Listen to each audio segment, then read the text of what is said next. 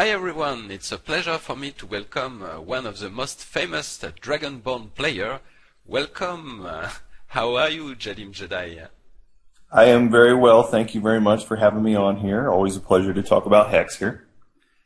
First of all, congratulations for your strong finish at the X Invitational. I know you must feel a bit sad, but it was a strong performance.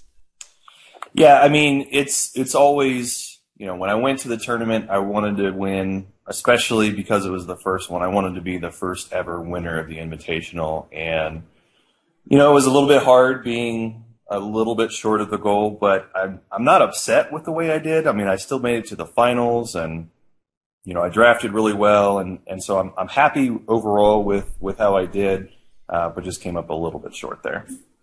Yeah, I understand.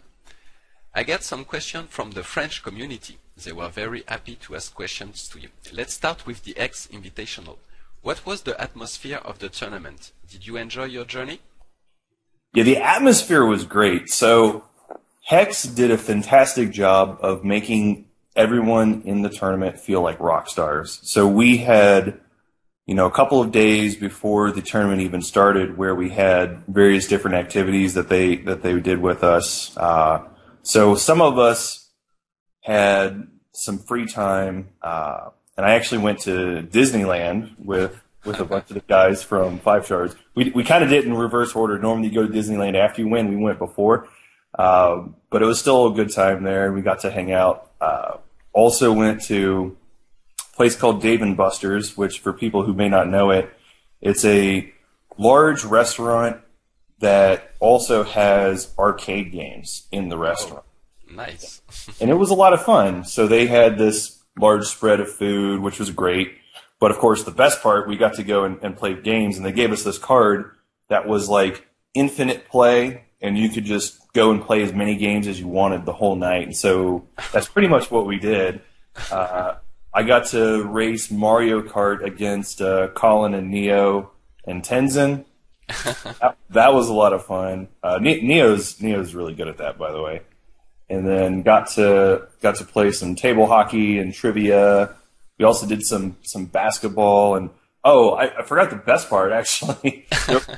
There was a race called Dream Racer, and of course, when you see Dream Racer, you have to go do that with Alucard, right? So I got to go and play that game with him, and we crushed it. It was a lot of fun. I actually took a lot of pictures from that night. It was a lot of fun doing that. And you know, as far as the tournament itself, you know, they had the player interviews, they had the video that they shot of us, as well as the pictures that they took, and they also had, you know, the stage and also kind of that area where we could go and be by ourselves if we needed to collect our thoughts after a tough match. So it was really a great atmosphere, and you know, there were a lot of people said, "Hey, you know, glad to see you here, fans of the podcast," and you know, a lot of people who were really supportive, and that felt great too, from all the community members that were there. So it was a great experience. It was a lot of fun.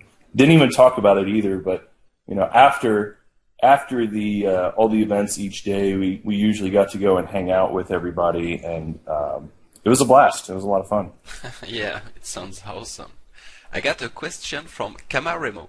Did you know all of the players? Some of them are friends or rival, and obviously you know the member of your team, the Dragonborn. Right. So I knew most of the people coming in, at least to some degree. So obviously my team members I knew the best. I talked with them very frequently.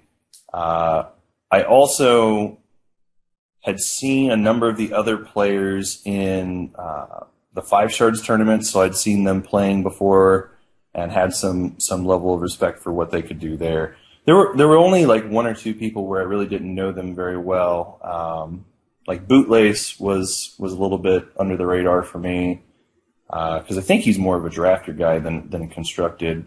And the other one was Vagabundo, and again, kind of the same thing. He's more of a drafter than constructed guy. So those 2 I didn't know quite as well, but most of the other people in the tournament I had at least, you know, seen before in the community and had some idea of what to expect from them. Okay. I get a a question from Cheden. I ask this question to all the players, so it will be a bit obvious for you, the answer. Why did you choose your deck? What was your thought? Sure. So the deck that I chose was Wild Diamond.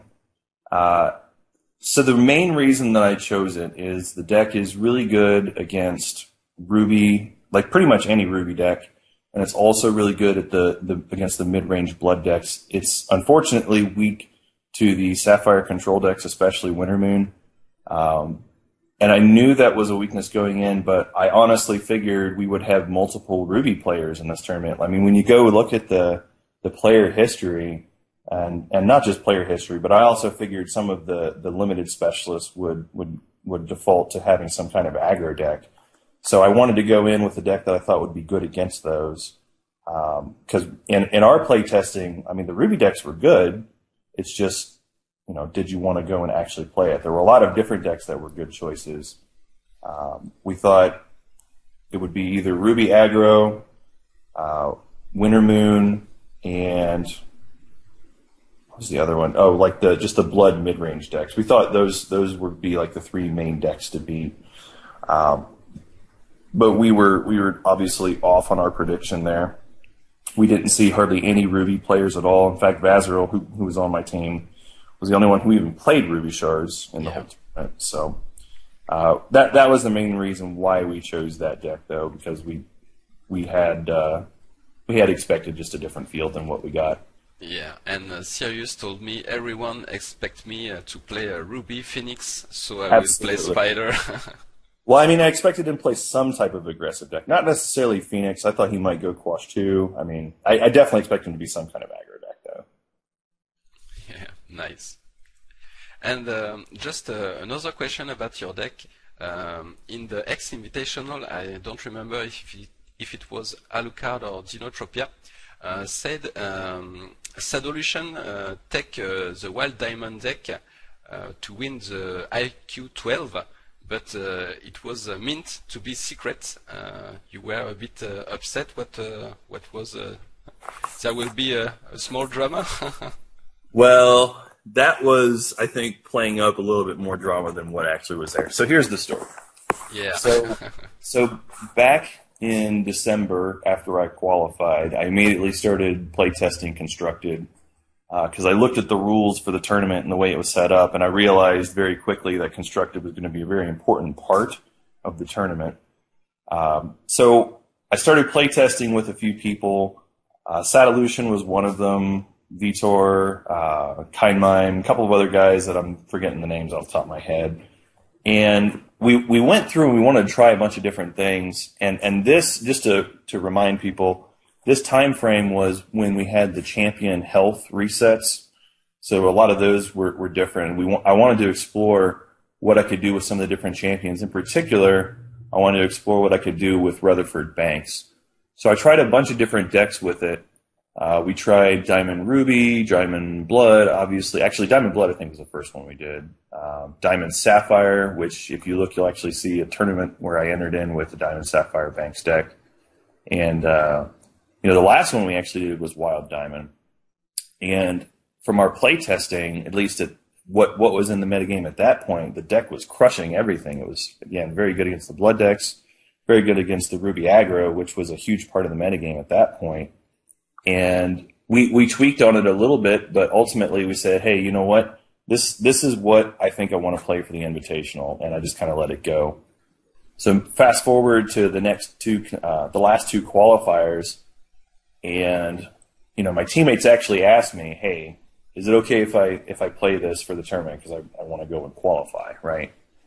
And I thought about it, and I told them that it was fine to go ahead and play it. Okay. And the reason that I did was I thought to myself, you know what? I do want to go and do well in the Invitational, but I think it would be better for my guild to have more players in it, right? So it was a conscious decision. I said, hey, you know what, Sadolution, you have been putting in the time to help me out with this too, and you know what, I would love it if you are one of the other players that make it into the Invitational with me. And he actually played it in the last two Constructed ones, And as we all know, he ended up going undefeated and winning everything in the very last one.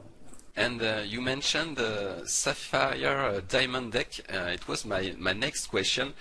When I was practicing, I fought Isengard with a Sapphire Diamond deck with Charge of Colossus and Banks. Did it inspire you, or I don't know who made the first deck with Banks? Yep. Isengard's one of my teammates there. He's actually one of the guys who was helping us with play testing, and I think he did the Diamond Sapphire one first. Okay, it was a bit what I was thinking. It was the first player I saw with this crazy Charge Colossus. The first time I saw it, what is this deck? It's awesome. So it was, and so that deck was a lot of fun, and it still has some good pieces to it. But so let's talk about what's good first. So the good thing was we had Stormcloud with Charge Colossus, which if you've never done, you haven't lived. Making that many Stormlings is a lot of fun. There are times where it's correct for you to use your champion power to bring back a Stormcloud because you're about to play a Charge Colossus and then make a huge number of Stormlings. Yeah. That combined with the Soul Marble, so that they can be pretty good beefy flyers. I mean, they're all 3/3 flyers then. Plus, you have the Angel that you can get when you do the looting ability from the Crazed Rummager. You can rummage on your opponent's turn, get rid of your Charge Colossus, put an Angel into play. Like that's really good value right there. So it definitely had some cool things to it. The main reason why we didn't continue any further with it was because the deck was really weak against aggro, and that ultimately is what caused us to continue looking at that point and go iterate onto the Wild Diamond deck instead. And also, I do want to say two other things too. There was one other person who was actually playing a Wild Diamond Rutherford Banks deck in the Gauntlet after we found the deck. And I don't think it was a thing where anybody on our team told them about it, but we were just hoping nobody would find out and nobody else would say anything. Because just the same idea at the same moment. It was pretty close. Like he had, 5 to 10 cards different, but the core idea was the same, right? So I was just hoping nobody would pick up on that, and luckily no one did at the time. Okay, nice. And then the other thing too. So Wordle, who writes for the main page there, he also wrote an article talking about some of the champions that would be good with the health changes, and he highlighted Rutherford Banks as one of them. But again, fortunately for me, nobody else really picked up. Pay attention. Yeah. Yep. Okay, nice. I got a question from Deus and Freezet. What do you think of the shape of the tournament? So a couple of different things, and if I don't answer what you're going for, let me know, because there's a lot going on in that question. So the first thing is that we all knew going into it the rules for the tournament, and the way it was set up was the first part of the tournament wasn't really intended to be like this hardcore constructed thing. It was really about, hey, we don't know if all 8 players, I think they wanted to just have a draft to be had 8 players for making a draft. And exactly. But you don't know, like what we saw, there may be some people who are international that can't get a visa, or they can't travel because of work or whatever other reasons. And they wanted to have the 8 players for draft. So the first stage of it is just about getting to 8 players. So that's kind of the reason why they did it that way. And we all knew that going in, so you could play a deck that, as long as it was capable of 2-2ing, that was good enough. Or in my case, 1-3, right? That was good enough to go ahead and make it into the second portion. And then once you get to the second portion, that's where again, even in the draft, you didn't have to be the best drafter. You just had to not be the worst, right? So if you were not in the bottom half, which is if you're first, second, third, or fourth, you're going to make it on. So it's like, are you at least okay and constructed out of these top 12?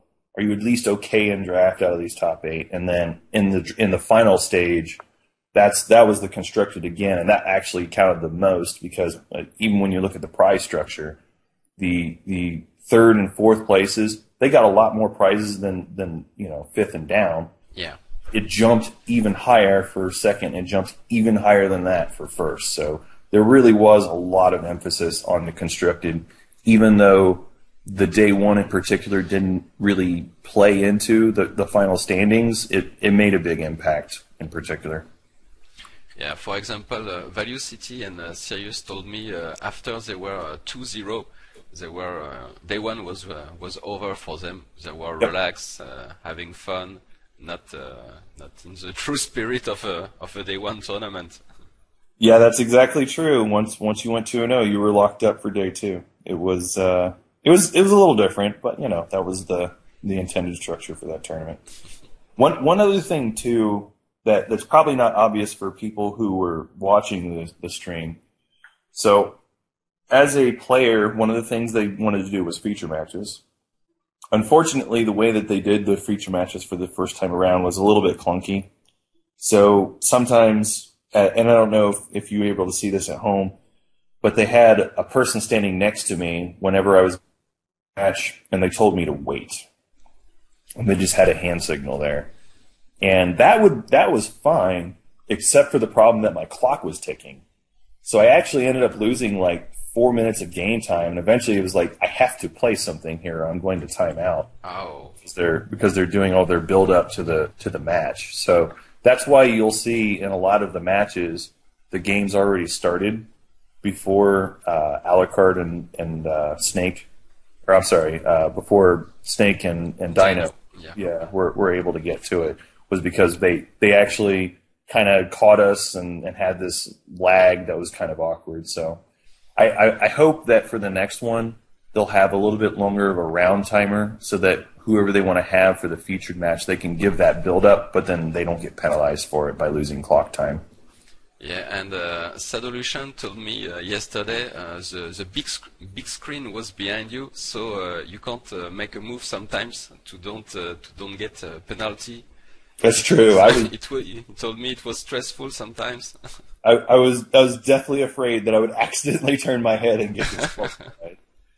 It never was a problem, but yeah, that was definitely in my mind as well.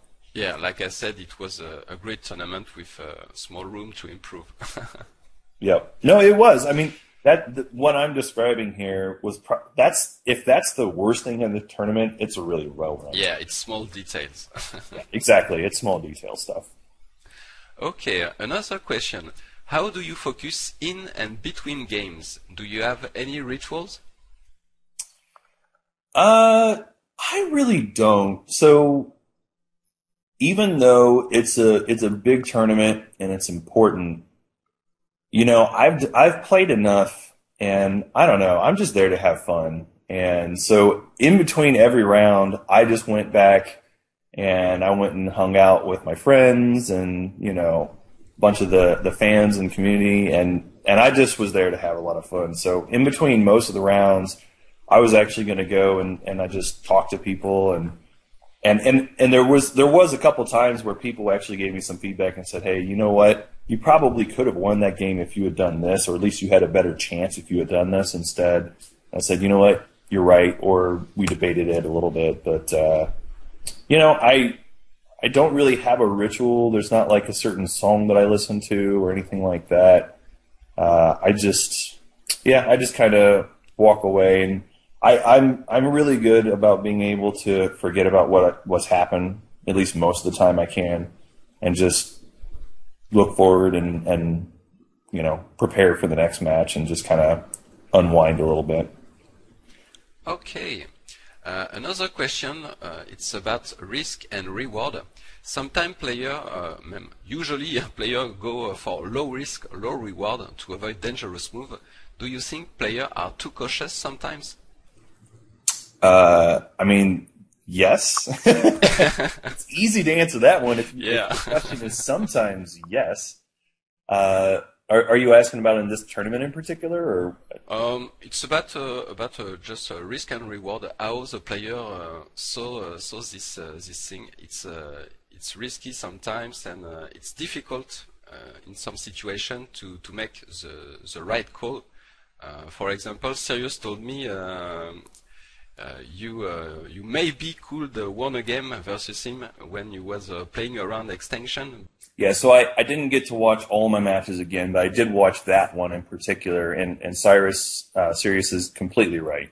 So in that particular game, I was too cautious, and the reason that I was I felt like I was in the driver's seat for most of the entire game, and I thought I was far enough ahead that as long as I didn't go and use up all my resources and throw everything out there and lose to extinction, that I should still win. So I did end up playing too cautiously, and I ended up losing because of that in the first game in particular. So he's right. I'd say it's all about trying to read the moment in the match itself. There's sometimes where you have to take a risk, and it's the right play to give you the best chance to win. And sometimes you just have to hope that they don't have it. There's other times where, you can play more cautiously and try to play around things because you're far enough ahead. And you can't play too cautiously that you let someone back into a game that they didn't deserve to win. Deserve is not a good word. But you can't play too cautiously and let someone back into the match. And I did probably give him too many turns in that particular game. So, in hindsight, I would certainly agree with him. And, even if I did end up walking into the extinction, I still had at least one other card, I believe, at the time. So I was definitely too cautious in that particular game. But again, it's a thing where you have to, assess the board state, and you have to say, do I care if he even has that card? Because I may still have a backup plan anyway. So. Yeah, it's a tough call, and Master Machu told me 90% of the time the safe way is the better way, but it's hard to guess when it's the 10%. Yeah, that one. Yeah, I don't know. I haven't really given a lot of thought to how often I go for the risky versus the conservative play. I would say my own style, I play a little more risky than the 10% probably, but I don't know exactly what that would be. Like, especially in draft in particular, there's a lot of times where I'll go and take a line that's going to be riskier, but I also know that people will respect that I might have certain cards, especially when you're playing against the level of competition in this tournament. I didn't play a deck that had combat tricks, but that's a good example. Like bluffing that you have combat tricks and attacking in when you don't. Yeah. That bluff attack is something that, certain people will go and respect.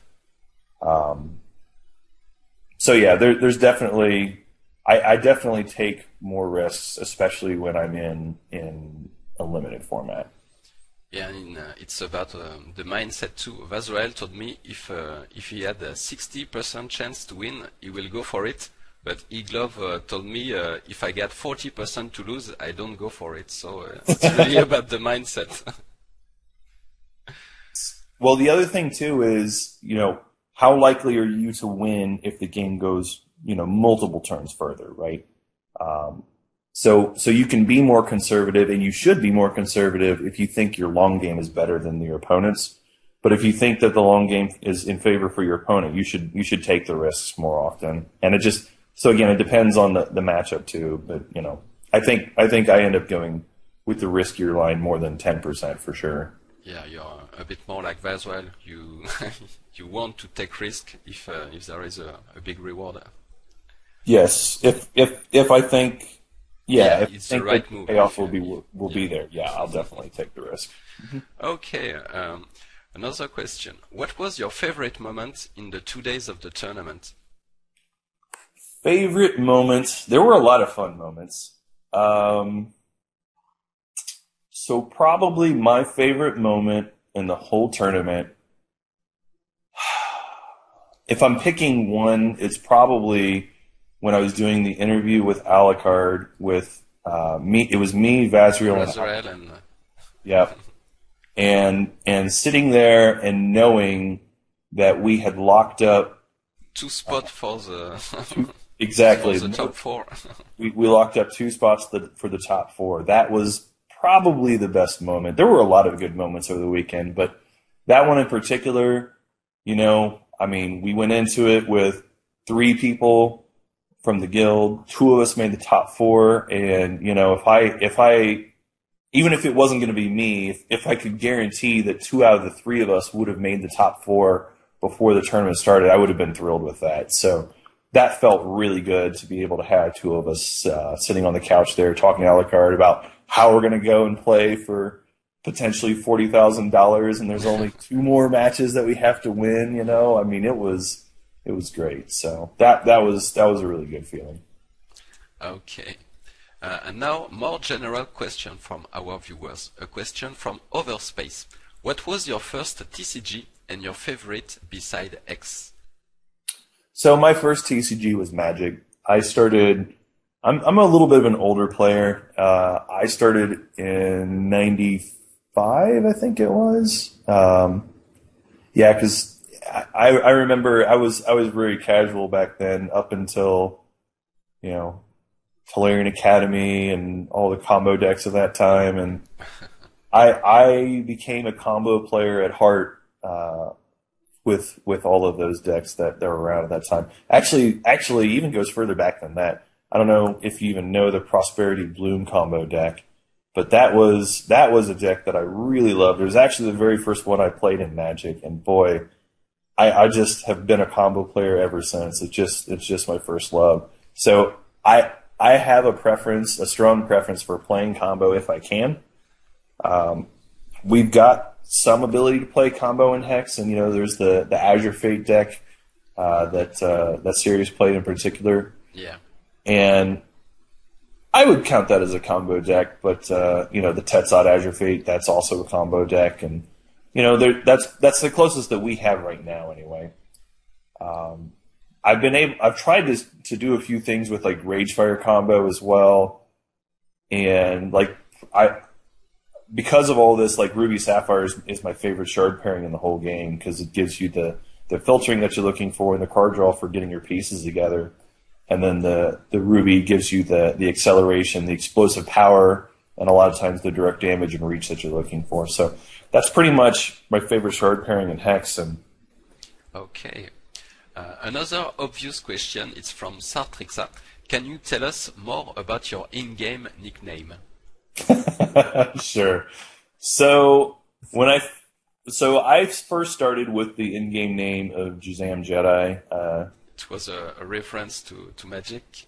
That is correct. So when really strong card. Yeah, you know, back in the day, JadiimJedi was a very powerful Magic card. The bar for creatures was a lot lower, but JadiimJedi was very powerful for its cost. And, you know, I was a big fan of that card. And I also really liked the Arabian Nights, so I kind of adopted that part of it. No, obviously Jedi is a play on Star Wars, because I've had a lot of people give me grief over my fandom level for Star Wars. I'm a casual Star Wars person. I don't read all the books. I don't know all the trivia like someone like Matt Miller would know. I'm a casual Star Wars fan that likes watching the lightsaber fights, right, in the movies. So, I've seen all the movies, but I haven't gone into the whole universe, all that. So that's where it started. But then, as I was becoming more involved with the Hex community, in particular the 5 shards shoutcasting, I said, you know, I probably should change my name. I shouldn't keep this reference to a Magic card when I'm still playing and focused on Hex now. So I ended up changing it to JadiimJedi, mostly because I thought it would be easiest to keep the JJ, because that's what a lot of people called me in streams and stuff anyway. And it kind of rolled off the tongue pretty well too. But you know, I like the card Jadiim, but it's not really about Jadiim as much as it is kind of being the same play on words. If I was going to pick my favorite card in Hex and pick a name based off of that, it would have been Renlock instead. And there was actually a time where I considered changing my name to Emperor Renlockatine. Okay. Just kind of a playoff of Emperor Palpatine there. I don't know. It's definitely my favorite card in Hex.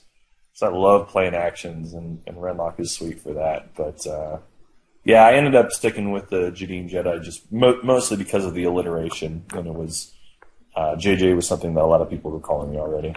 Okay, and it was my next question. It's a question from Frizette. What is your favorite card and your favorite deck? Yeah, already answered that one. My favorite card is definitely Emperor, or it's not Emperor. Archmage Renlock. So Archmage Renlock is my favorite card in the whole game. Every single set, I look at the actions to see what I can do with Archmage Renlock. Like the chill with Renlock, I'm probably, even though it may not be good, I'm going to try it. All the cheap actions, I love that card. As far as my favorite deck, again, my favorite decks are always Ruby Sapphire. So probably, even though it wasn't a deck that won a lot of tournaments and is not one of my more well-known decks, my favorite one is probably the Ruby Sapphire deck where I played Shogoth with Renlock and Eldritch Dreamer. Okay. And that deck was all about drawing a bunch of cards and using the Shogoth to go and protect you, but also having a lot of burn that you can keep feeding yourself. And also really enjoyed it because the Dreamer we went with the it's not intensity, maybe it is intensity, but it's the Ruby Gem where everybody discards their hand and draws three new cards. Yeah. Yep. And that gem is a whole lot of fun when you're playing bounce effects, because basically it turns all your time ripples into kill spells because they go and discard those cards from their hands. So that was my favorite deck, I think, that I've ever played, at least so far in Hex. Okay, I got a final question. Do you have any advice for the new player who starts the game? I mean, the default advice is watch a lot of streams, right?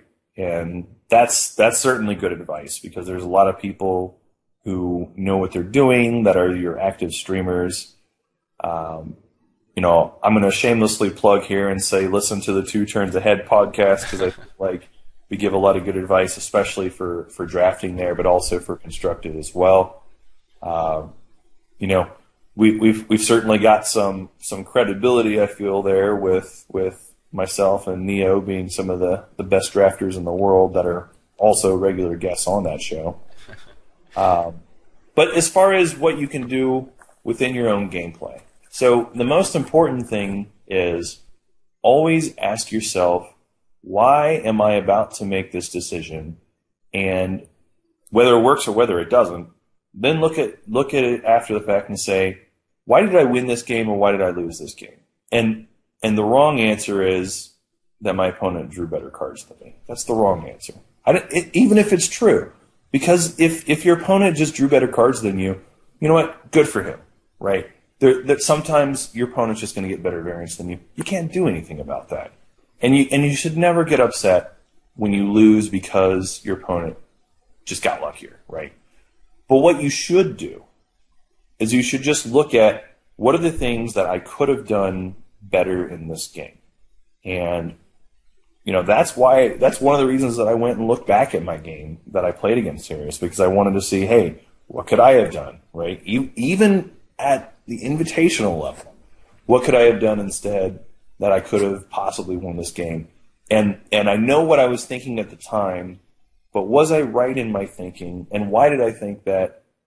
And just doing that introspection of saying, okay, what are the other lines of play that I could have taken to win? And as you already said, and we already said earlier in the interview, I could have taken a more aggressive line and won game one. And I'll keep that in mind for next time, right? I think that sort of introspection and deconstructing the game afterwards to find, what are the 2 or 3 things that you could have done differently that might have ended up winning the game for you, whether it's a mulligan decision, whether it's the shard sequencing that you played, whether it's, maximizing your resources versus keeping resources open for counter magic. And there's a lot of different things that go on. and you need to ask yourself critically, you know, what is the reason that I won this game, or what is the reason that I lost this game? Did I have a certain card that I played that ended up winning me the game? What was my keys to victory or my keys to defeat? Okay, nice. Thank you, JadiimJedi, for taking a bit of your time to answer to this question, and we wish you the best for the future. Thank you for having me.